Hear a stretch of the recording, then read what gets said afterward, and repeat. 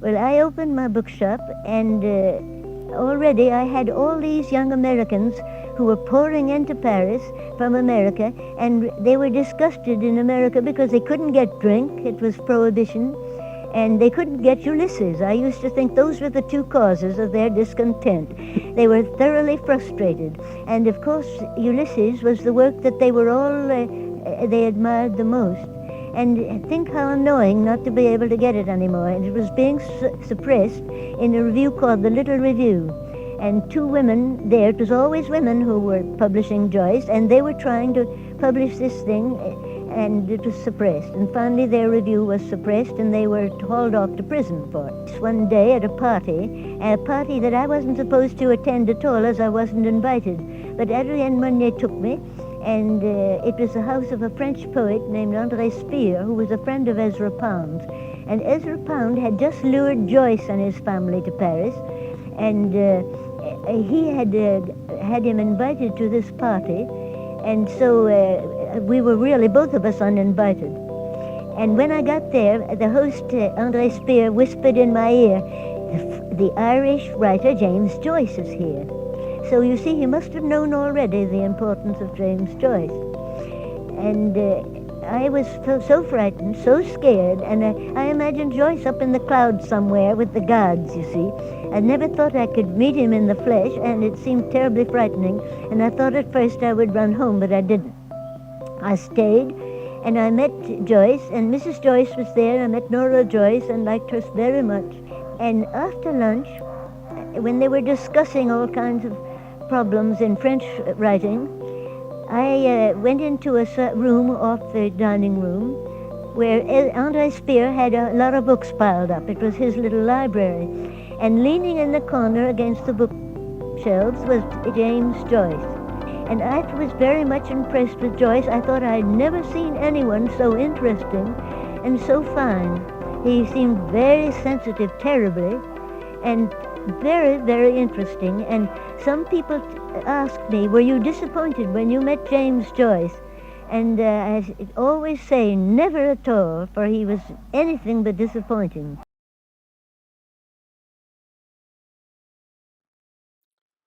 Every innovation in cultural or literary history is at once both a continuation and a rupture. So, literary modernism, as an artistic moment in history, was both a continuation of the realist novel of the 19th century and a rejection of that same tradition. Here on the internet, we're probably, for better or worse, more comfortable and more familiar with railing against postmodernism, but the term itself immediately raises the question of what came before that post. If I can generalize for a moment, in terms of literature and culture, it was something that emerged out of a sense of dissatisfaction, that the art of the present was, in some way, not really all that accurate, even dishonest. The realist novel, which reached its most developed style in the 19th century, essentially saw human consciousness as something accessible, something that could fit into the stylistic and formal coherence of the novel as a form. But as the writer Virginia Woolf pointed out, life is not a series of gig lamps symmetrically arranged. Life is a luminous halo, a semi-transparent envelope surrounding us from the beginning of consciousness to the end. what was needed was a new approach to representation, a new kind of writing that suited a world that had been remade in the wake of massive technological changes and the industrial scale horrors of the First World War.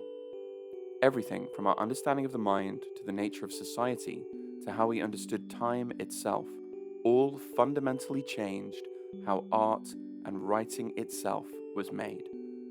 The point was not just to represent the world in a new way, but to rethink how everything worked, down to the root, even what it meant to be a person in the first place.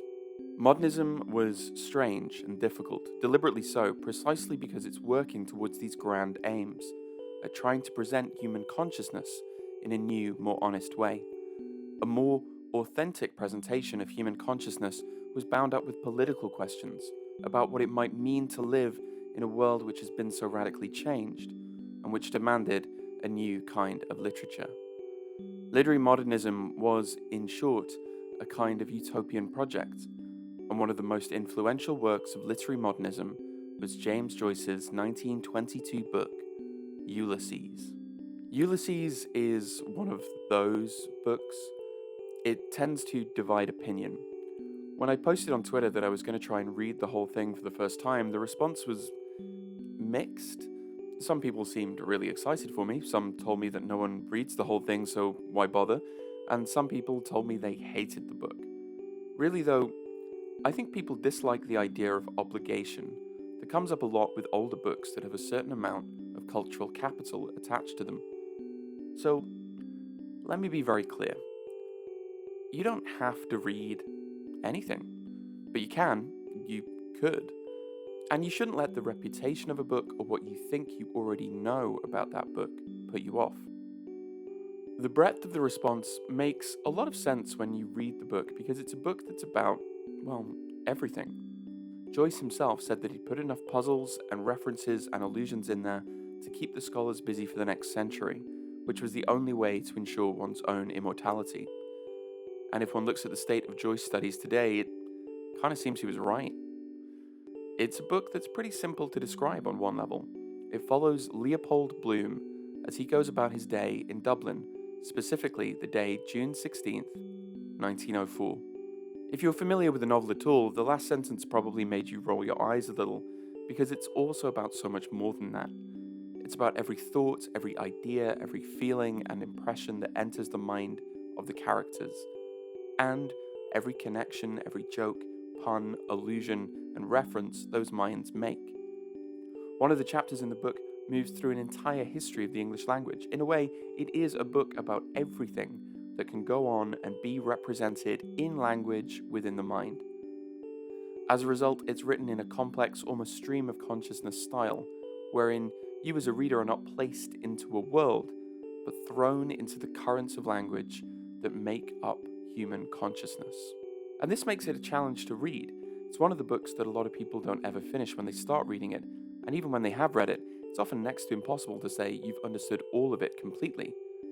The great writer and art critic John Berger described reading Ulysses like this. There were many parts during my first reading which I didn't understand. Yet this would be false. There were no parts that I understood, and there was no part that did not make the same promise to me. The promise that deep down, beneath the words, beneath the pretenses, beneath the claims and the everlasting moralistic judgment, beneath the opinions and lessons and boasts and cant of everyday life, the lives of adult men and women were made up of such stuff as this book was made of. Awful, with flecks of the divine. This is the question of literary modernism. What does it mean to be a person? How do we present that? Are we just a mouthpiece for dialogue? Does existence fit neatly into a 3-act narrative structure? Is realism really all that realistic?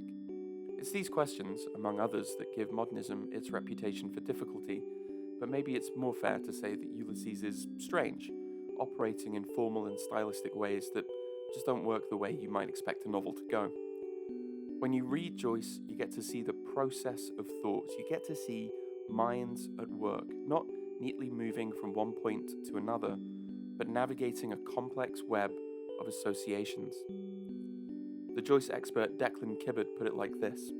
Before Joyce, no writer of fiction had so foregrounded the process of thinking.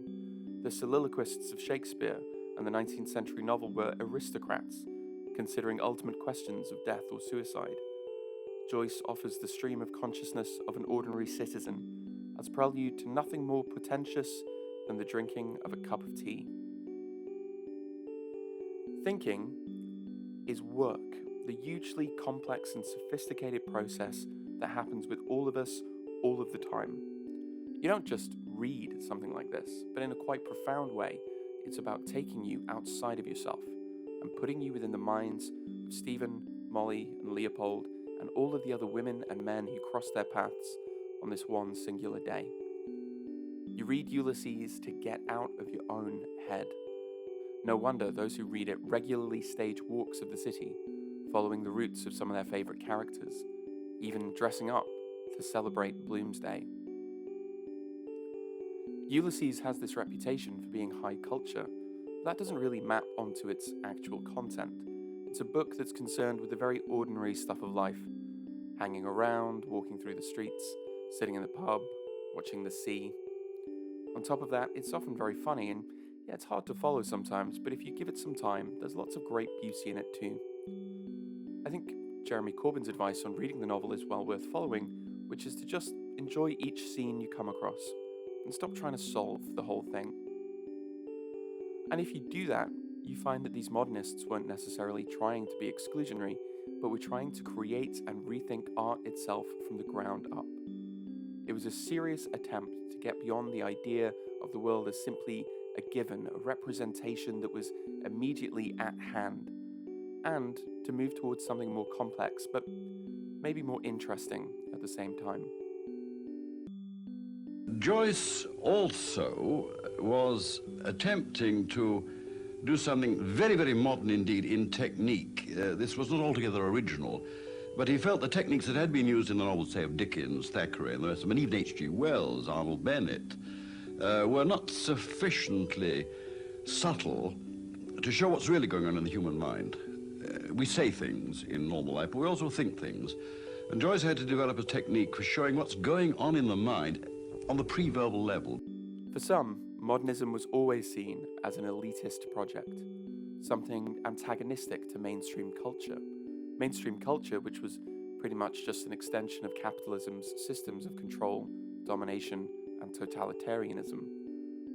From this point of view, what is popular culture if not just false comfort that lulls us into passivity, an endless stream of advertising that manufactures our desires in advance of providing us the thing to satisfy them, but only temporarily. What these thinkers called the culture industry absorbed the ideas of modernism and in so doing stripped it of its antagonistic potential. Advertising, soundtracked with classical music, modernist experimentation stripped for its parts to sell you things that you've been told that you need. The problem with this line of thinking is that it creates a split, a divide between popular culture, which is bad and inauthentic, and modernism, high culture that cannot be absorbed into the culture industry more generally. In response, perhaps the thing to do is to get rid of that divide, stop trying to think of culture as high or low. But that can lead to a kind of relativism when it starts getting difficult to say anything meaningful about the differences between different kinds of culture. Joyce, Kandinsky, Lichtenstein, Pepsi adverts, portraiture, pop culture, it's all just stuff. Obviously, this is a pretty unsatisfying solution to the problem. Maybe what's needed is a way of thinking about the relationship between the popular and the modernist that doesn't simply subsume the experimentation and utopianism of modernism into the negative inauthenticity of the culture industry. So, in the work of Mark Fisher, there are a couple of terms useful for negotiating this tension. First, hauntology, and second, popular modernism. Ideas that Fisher used in relation to a particular kind of culture that was both experimental and popular. What's at stake in 21st century hauntology is not the disappearance of a particular object. What has vanished is a tendency, a virtual trajectory. One name for this tendency is popular modernism. The cultural ecology that I refer to above, the music press and the more challenging parts of public service broadcasting, were part of a UK popular modernism, as were post-punk, brutalist architecture, penguin paperbacks and the BBC Radiophonic Workshop. In popular modernism, the elite project of modernism was retrospectively vindicated. At the same time, popular culture definitively established that it did not have to be populist. Particular modernist techniques were not only disseminated, but collectively reworked and extended, just as the modernist task of producing forms which were adequate to the present moment was taken up and renewed. Which is to say that, although of course I didn't realise it at the time, the culture which shaped most of my early expectations was essentially popular modernist. And my writing is about coming to terms with the disappearance of the conditions which allowed it to exist. For Fisher, a lot of contemporary culture is marked by loss, the absence of something, even the closing down of a certain kind of possibility. We're haunted by what could have been, a kind of promise left unfulfilled, leaving us with that which feels familiar but is stripped of the shock of the new. Fisher was writing mostly about music, but took hauntology as being broadly symptomatic, the soundtrack to capitalist realism more generally. Fisher is a pretty negative writer at the best of times, but it's a negativity in a philosophical sense.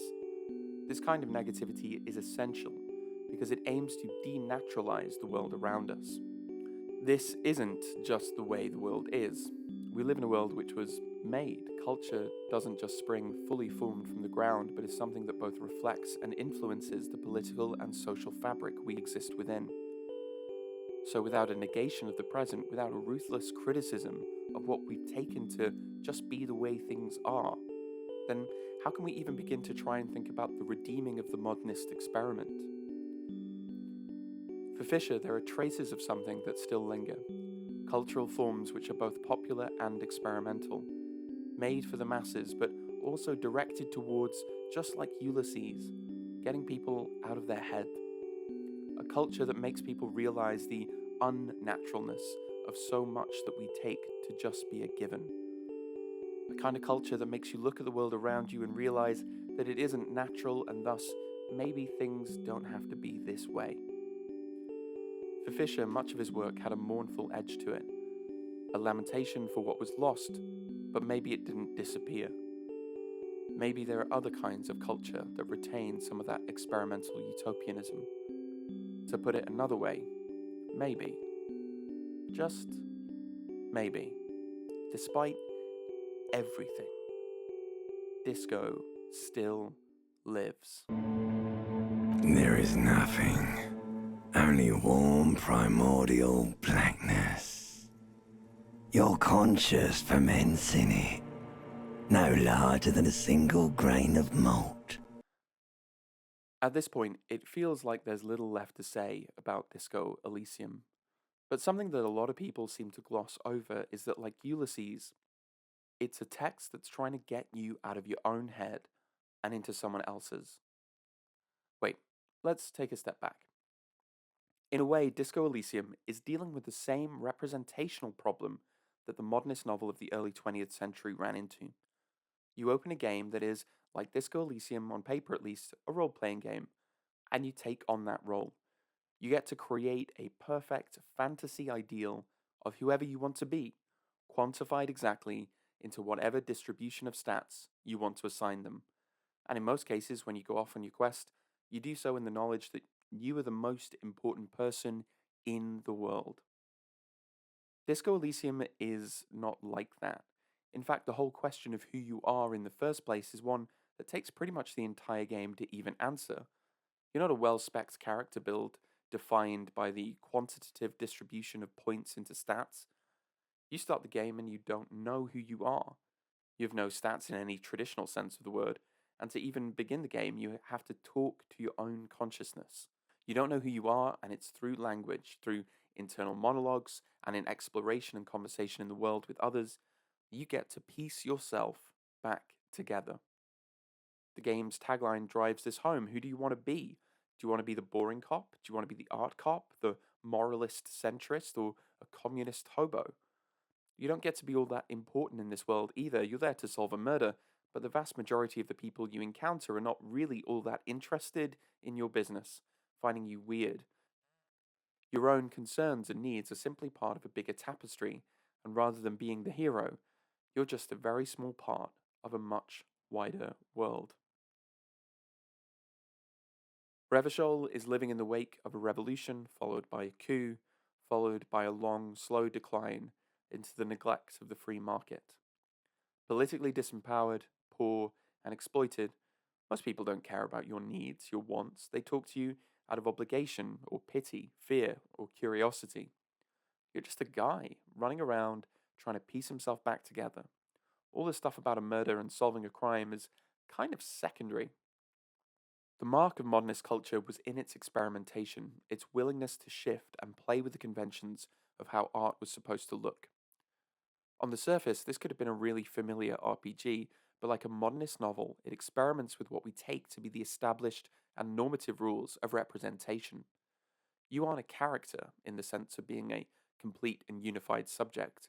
You're an accumulation of different ideas, associations, and personality traits that you have to manage and make your way through. And this isn't just incidental, but this is foundational to how the game understands what it is to be a person at all. Consciousness has to be managed. In other words, just as in Joyce's novel or in the other great works of modernist experimentation, thinking is a kind of work. This gets driven home with one of the aspects of your own mind that the game lets you get to know: shivers. These are checks which occur throughout the game and are, as the game puts it, you tuning into the city. Shivers come when the temperature drops and you become more keenly aware of your surroundings. It enables you to hear the city itself, to truly belong to the streets. It is a supranatural ability. Old wrongs play out in present time. Scenes across the city happen in front of you. The shivers are a moment when you get taken out of yourself, out of history, and your place in it. The world spools outwards, and you come to view yourself as something strange and different. It is a kind of epiphany, a moment where the naturalism of the world comes into question. Thinking, after all, isn't just something that goes on within your own head, but places you within a wider network of associations. As the game puts it, it isn't supernatural, it's not magic. In fact, maybe this is just how the mind can work sometimes. There's a prevailing sense in the game that something has gone pretty wrong somewhere in history. Things weren't supposed to go this way. Whatever you believe the future was supposed to be, something better, or if not better, then at least it was going to be different. Near the beginning of the game, you come across Rene and Gaston, two old men playing in a bomb crater, endlessly arguing over the politics of the past, endlessly restaging the moments when things could have been different. Rene, the fascist royalist, is furious about old betrayal and the slights of the past, the failures of those who let down their king, whereas the more nostalgic Gaston can only admit how much he cared for the old contrarian when it's too late and he's gone for good. When you make it to the fishing village, the old woman there laughs at your attempts to make her sign the paperwork that would allow the Union to redevelop the area. Why would you trust anyone who promises that things could be different? It's never worked out before, after all. Is there a future in Revachol? There's barely a present, and if anything, rather too much of the past. Think about Kuno, the mouthy kid you find first throwing rocks at a corpse, until you realize that growing up in the slums with an alcoholic father, he's already accepted he won't see whatever future might be barreling towards him.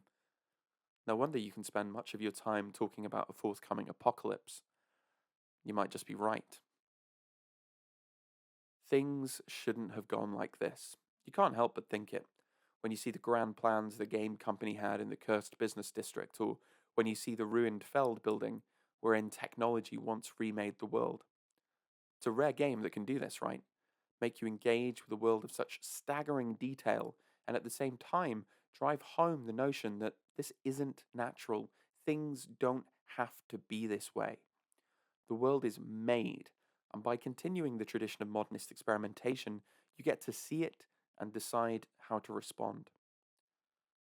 Lots has been said about the politics of the game. It lends itself to a scathing critique of contemporary capitalism, but an equally scathing critique of the left. The only communists you find are a couple in a reading group, or at the end of things, a furious old man who, just like Rene, is unable to let go of the past. There's not a revolution coming in Revachol anymore, at least not like the one that happened way back when. However, there is a revolution in some way, a revolution in consciousness. You can, if you choose to, lean into all of Harry's worst impulses, or you can spend your time arguing with yourself, your own limbic system, or the overly excitable necktie you wear. Just go with it. That maybe, just maybe, things can be different. You can be different. You can turn down the mountains of drugs, the desire to completely destroy your entire existence. You might, by the end, have even made something close to a friend. If the hauntology of popular modernism was for anything, it was as a means of redeeming time. of underscoring the precise unnaturalness of the world around us and highlighting our own sense of history, which could also raise the possibility of the future again, even if only by pointing to its absence. Things don't have to be this way. So what now? Maybe there's something in the modernist experimentation that Disco Elysium carries on, in that it shows if the world doesn't have to be the way that it is, then maybe the same can be true of consciousness. Reading Ulysses and, in its own way, playing Disco Elysium can be transformative experiences. This was the whole point of the modernist project, the utopian possibility that required salvaging. Let's get out of our heads again.